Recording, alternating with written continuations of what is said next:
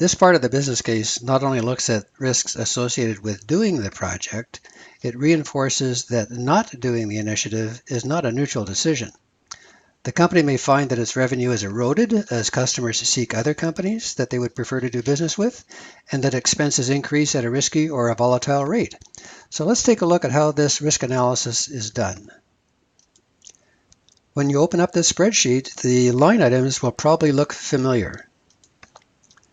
The same ones that we looked at before for revenue are on this sheet. So are the ones that we looked at for expenses, the same ones that we considered when we looked at the potential increase in asset value, and the one that we looked at in terms of market capitalization. But this time we're looking at them a different way. This time you're estimating how much they might go in the wrong direction if the initiative is not undertaken, factored by the probability that this will happen. So you're using the normal way that companies assess any risk. The potential impact times the probability of the impact happening gives you the amount of the risk. As usual, there are comments associated with these various fields that give you some guidance on how to make the assessment.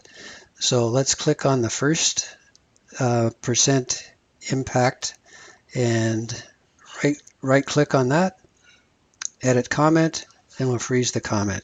And you'll notice that there's a considerable amount of guidance that's in the comment to help you have an estimate of what that percent impact might be. As suggested in the possibilities section,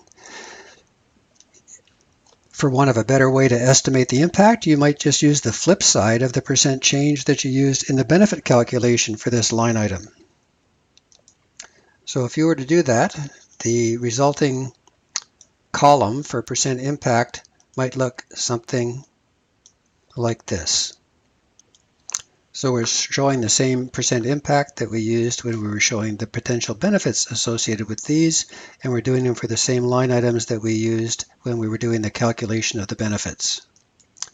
And we've done that for all of the revenue and expense and asset value and market value line items.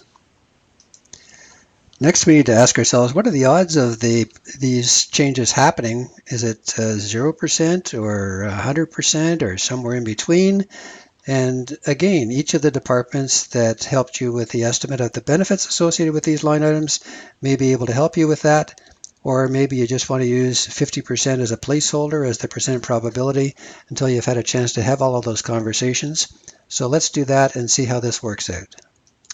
So notice when we've done that, the calculations are done by the worksheet of multiplying the percent impact times the percent probability, and you end up with a dollar number. And it also totals them up down at the bottom. So you can see that there's about $3.6 million worth of risk associated with not doing the project. There's some risk associated with not having the assets appreciate the way they would if you were to do the project. And there's perhaps some downside from the point of view of the market value of the company as well. If you have a risk management function, an enterprise risk management, an ERM function in your company, you may want to check with them on this methodology, the way in which you've made the estimates, the size of the estimates, the way in which you come up with a probability, so that the methodology that you're using is consistent with the methodology that would normally be used by the company when they're making these kinds of projections. So that's sizing the risks of not doing the project. Let's scroll down a little bit more and we'll see the section that deals with the risks of actually doing the project.